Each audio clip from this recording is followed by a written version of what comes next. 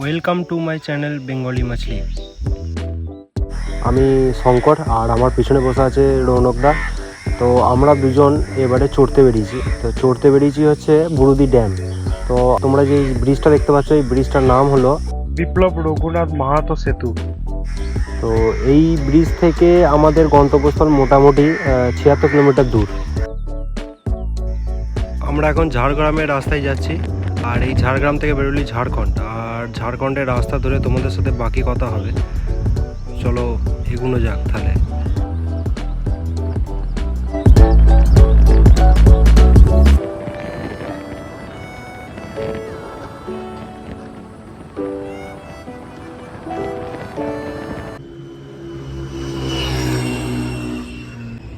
অনেক কষ্টের পর বুরুদিটা আমরা খুঁজে পেয়েছি এইখানে।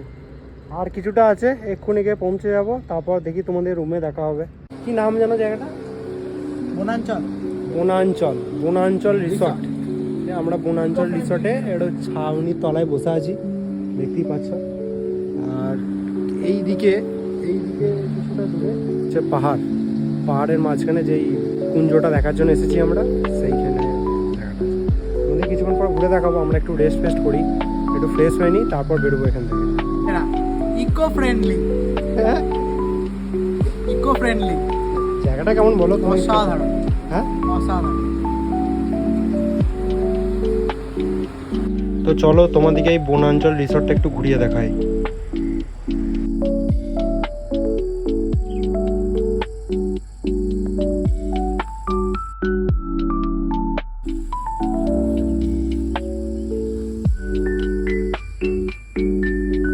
গরিবের ঝর্ণা গাইজ, অনেক বড় ঝর্ণা। আমরা যে প্রপার্টিটাতে আছি সেই প্রপার্টিটার সাইড দিয়ে যাচ্ছে এই ঝর্ণাটা। আমরা যে লেকটা যাবো কালকে, ঠিক ওই দিকটা করে লেকটা, মানে পাহাড়গুলো, এই গাছগুলো না থাকলে হয়তো পাহাড়গুলোও দেখা যেত। সেই পাহাড়ের ওই যে লেকের জল মনে হয় সেই জলটা এই দিক দিয়ে যাচ্ছে। এইখান থেকে ভালো বয়ে আছে পাহাড়গুলো। যাবো কালকে, যাবো আমরা, ওটা দেখবো। পনির পকোড়া মশলা দিয়ে ভেতরে।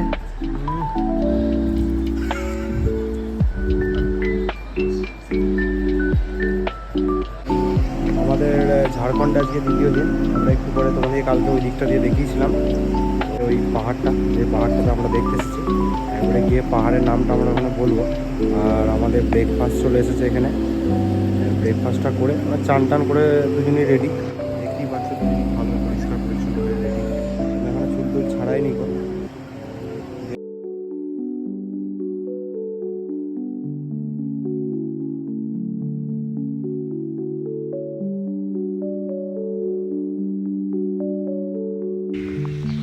তো আমরা খাওয়া দাওয়া করে বেরিয়ে পড়েছিলাম। যেখানে আমরা আছি সেখান থেকে মোটামুটি 3 কিলোমিটার দূর। 3 কিলোমিটার পর থেকেই পাহাড়ের রাস্তা শুরু। আর এটা ডান দিকে যেই পাহাড়টা দেখতে পাচ্ছ, এটার নাম হচ্ছে হামাগুড়ি পাহাড়। আর এই হামাগুড়ি পাহাড়ের গা দিয়ে আমরা উঠে ওই ড্যামটার কাছাকাছি যাব। আর এখানে তোমরা এই ধরনের এই হাতি আসার পোস্টার দেখতেই পাবে, কারণ গ্রীষ্মকালের সময় এখানে প্রচুর পরিমাণে হাতি আসে। আর এইটা হলো সেই ড্যাম আর পাহাড়ের কোল। আর এই যেখানে টাটা কোম্পানি এই ড্যামটা বানিয়েছিল, সেই ড্যামটার উপরেই তৈরি হয়েছে এই ছোট বাজার। যারা বেড়াতে আসে তাদের খাওয়া দাওয়ার জন্য। কিন্তু এখন সেরকমভাবে খোলা নেই গো, কারণ এটা এখন অফ সিজন চলছে।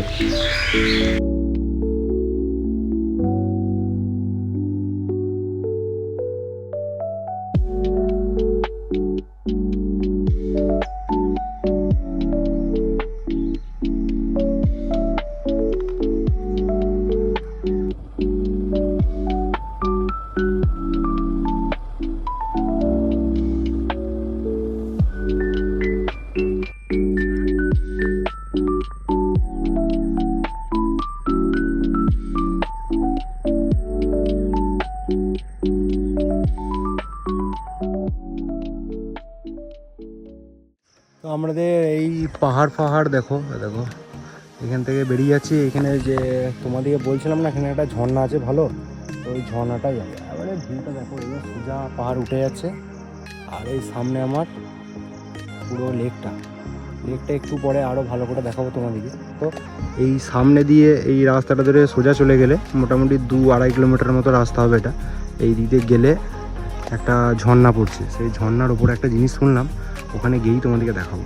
কিন্তু জায়গাটা একটা অসাধারণ জায়গা, পুরো জায়গাটা পাহাড়ে ঘেরা, আমরা পুরো মিডিল পয়েন্টে আছি।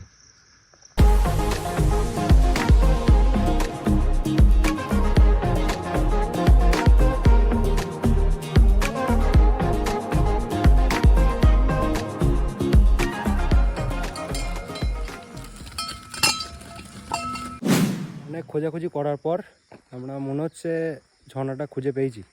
এইখানটা একটা ছোট পার্কিংয়ের মতো আছে, দেখতেই পাচ্ছ, পিছনে গাড়ি ফাড়িগুলো আছে রাখা। আমাদের হেলমেটটা রাখতে গেছে যে যাব বেশ কিছুটা ওই সামনে, মানে এরকম যদি দেখো এই সামনেটা করে হচ্ছে আমাদের ঝর্ণাটা মনে হচ্ছে আছে। ওখানে আমি 2-4 জনকে দেখলাম, কিন্তু বুঝতে পারছি না এর মধ্যে। দিয়ে দেখা যাক ঝর্ণাটা খুঁজে পাই কি পাই না। কিন্তু ভিউটা দেখো বন্ধুরা, ভিউটা দেখো একবার, সেরা ভিউ। কোথাও কেউ নেই, চারিদিক শুধু ফাঁকা আর ফাঁকা।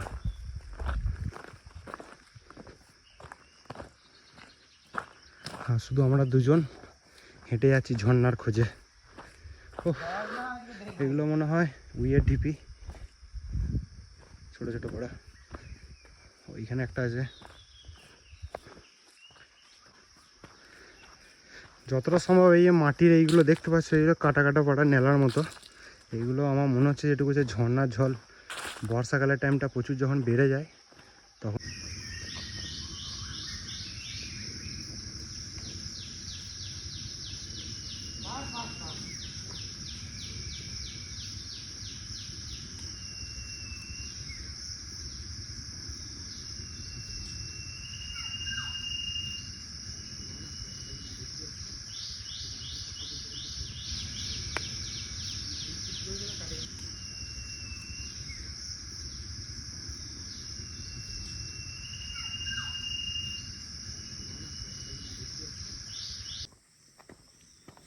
হালকা হালকা আমরা শব্দ পাচ্ছি যেতে যেতে। দেখো ঝর্ণার জলটা বেরোনো গিয়ে।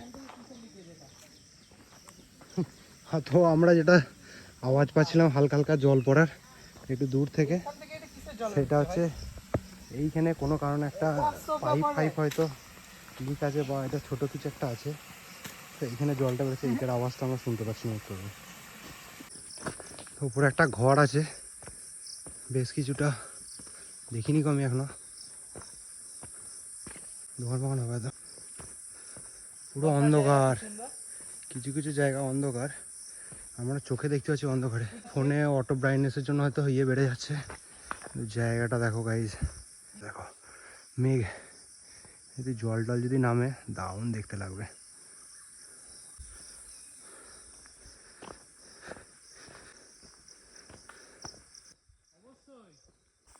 কিছু মানুষ দাঁড়িয়ে আছে ওখানে।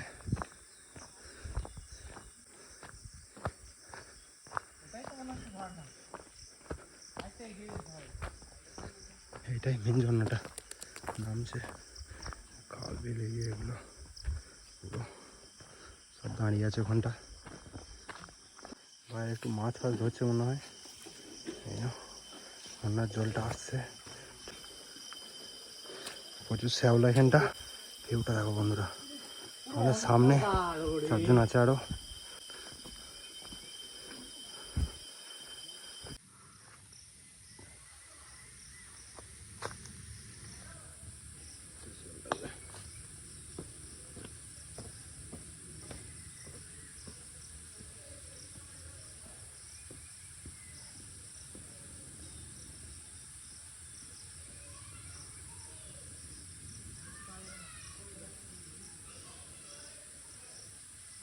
জায়গাটা দেখো একবার, অসাধারণ সুন্দর, ফোনে তো আসবে না। আমরা যেটা চোখে দেখছি এটা ফোনেতে বা ক্যামেরাতে কোনোদিন সম্ভব নয়। এইটার পিছন দিকেই ঝর্ণাটা আমরা স্পষ্ট আওয়াজ পাচ্ছি। একটু আগের যে আওয়াজটা পেলাম সেটা মতো ফলস আওয়াজ নয় কো। এই দেখো, এই দেখো ঝর্ণাটা।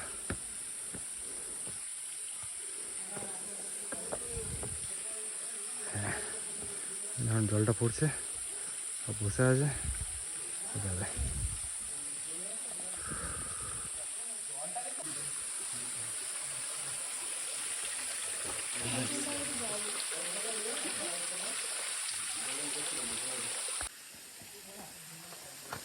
এখানে একটা ছোট মন্দির আছে, কিন্তু কিসের মন্দির ঠিক বুঝতে পারছি না।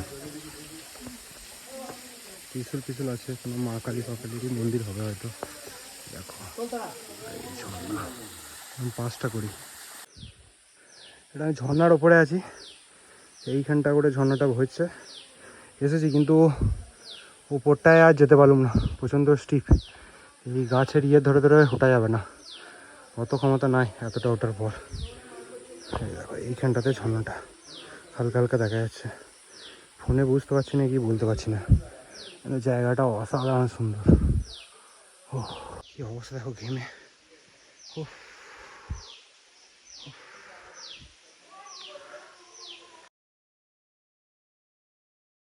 ঝর্ণা টর্ণা সব ঘোরা হয়ে গেছে, এরপর এখান থেকে ব্যাক করছি আমরা। বেচারা আমার জন্য ঘেমে ঘুমে যাচ্ছে তো অবস্থা। আর এসেছিল ওরাও চলে গেছে, চলে যাচ্ছে ফিরে, কেউ নেই এখানে। গ্রীষ্মকাল বলে এখানে একটু লোকজন এখন অনেক কম। আমরা এই 2-3টে ফ্যামিলি এখনো পর্যন্ত দেখতে পেয়েছি।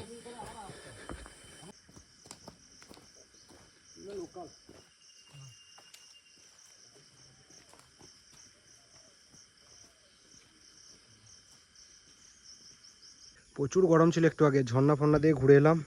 যেখানে বাইক স্ট্যান্ড করা ছিল দেখো স্ট্যান্ড ফ্যান্ড করে রাখা আছে। কিন্তু একটা গুড নিউজ আছে, গুড নিউজটা হচ্ছে এরকম যে এইদিকে চারিদিকে মেঘে ভর্তি হয়ে গেছে। দাঁড়াও দেখাচ্ছি, ও মেঘে গোটাটা ভর্তি হয়ে গেছে, রোদ ফোদ কোথাও কিচ্ছু নেই। যদি হালকা করে যদি জল নেমে যায় বন্ধুরা, তো দারুণ দেখতে লাগবে জায়গাটায়। দেখো মেঘ ধরেছে, এই যো পুরো মেঘে ভর্তি হয়ে আগেই তোমার হচ্ছে প্রচুর রোদ ছিল, প্রচুর রোদ। তোমরা বুঝতে পারছো নাকি জানি না, কিন্তু এই পাহাড়ের গা গা দিয়ে প্রচণ্ড কুয়াশা কুয়াশা পড়া ভাব, মানে যেন সেই হালকা হালকা মেঘ যেন এইরকম আটকে আছে এই ধারগুলোতে পুরো। তোমাদেরকে একটা জিনিস দেখায়, হ্যাঁ একটা গাছ দেখাবো। তো গাছটা যারা যারা যারা যারা দেখছো তারা তারা একটু চেষ্টা করবে, মানছি এখন আমার একটু অল্প জনই দেখছে, কিন্তু তারা তারা চেষ্টা করবে এটা কি গাছ বলার। দেখো পাতাটা ভালো করে দেখে নাও, এটা কি গাছ আমাকে একটু বলবে তো কমেন্টে, কেউ যদি জেনে থাকো।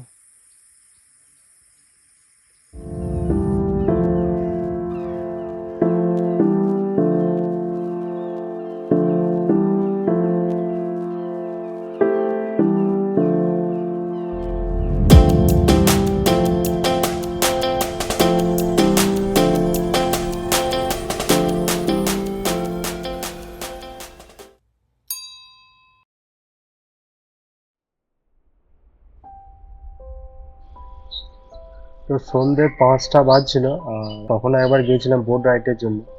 কারণ দুপুরবেলা আমরা বোট রাইড পাইনি, কোনো দাদারা আসেনি সেদিন, কাস্টমার কম ছিল। তো তখনই আমরা একটু আর কি 5টার সময় ঘর আসবো ফিরে চলে আসছি, তখনই দেখছি যে দাদারা আসছে বোট রাইড করতে। তখন আরও কিছু ভাইরা সব মানে আর কি বেড়াতে বেড়াতে এসেছিল কিছু ভাইরা, তো ওদের সাথেই চেপে পড়লাম আমরা দুজন বোটে।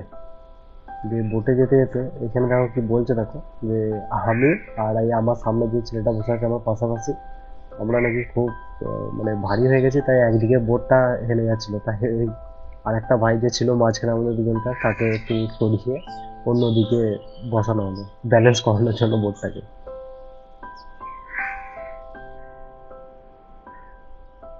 আর এই ভাইদের সাথে অনেক গল্প হলো, ওরা এখানে বেড়াতেই এসেছিল। ওদের ঘর মোটামুটি 30 থেকে 40 কিলোমিটার দূর হবে। তো ওরা এইখানকার অনেক জায়গা সম্পর্কে আর ওদের ওখানকার অনেক জায়গা সম্পর্কে আমাদেরকে বললো। তো সেকেন্ড টাইম যদি যাওয়া হয় ওইদিকে, তো এই ভাইদের নাম্বার দিয়েছে আমাকে, তো সেই নাম্বারে ফোন করে আমি ওদের সাথে নিশ্চয়ই দেখা করবো। ওরা প্রচণ্ড ভালো ছিল।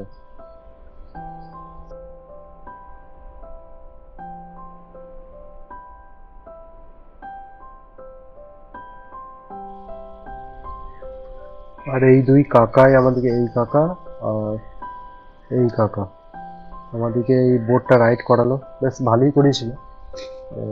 কেননা এদের সকাল থেকে কোনো রকম ব্যবসা হয়নি, এখন অফ সিজন চলছে তাই। তারপর আমরা এদের সাথে গল্প করতে করতে আবার ধারে পৌঁছে গেলাম।